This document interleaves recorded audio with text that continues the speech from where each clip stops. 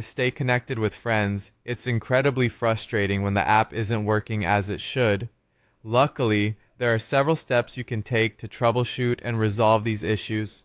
First, you'll want to check Slack's status page. Head over to status.slack.com to see if they're experiencing any downtime or outages.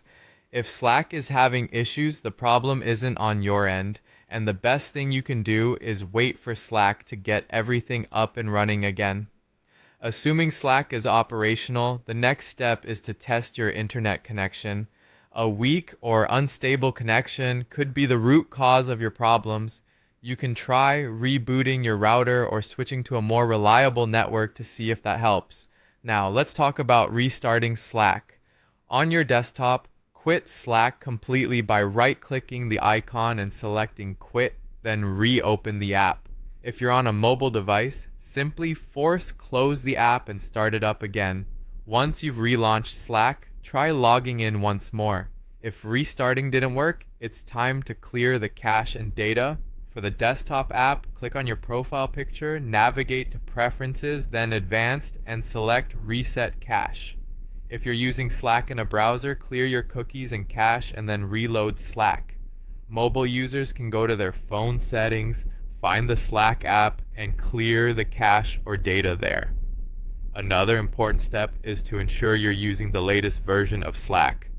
Outdated versions can sometimes cause login and connection problems, so check that your app is up to date whether you're on desktop or mobile. If you're using Slack on a work network, it's possible that your IT team has restrictions in place. Make sure your firewall, VPN, or proxy settings aren't blocking Slack. You might need to disable your VPN or proxy temporarily and see if that makes a difference. Additionally, make sure ports 443 and 80 are open, as these are required for Slack to connect. If after all these steps you're still facing issues, you might need to uninstall and reinstall Slack. Doing this clears up corrupted files and ensures you're working with the newest version.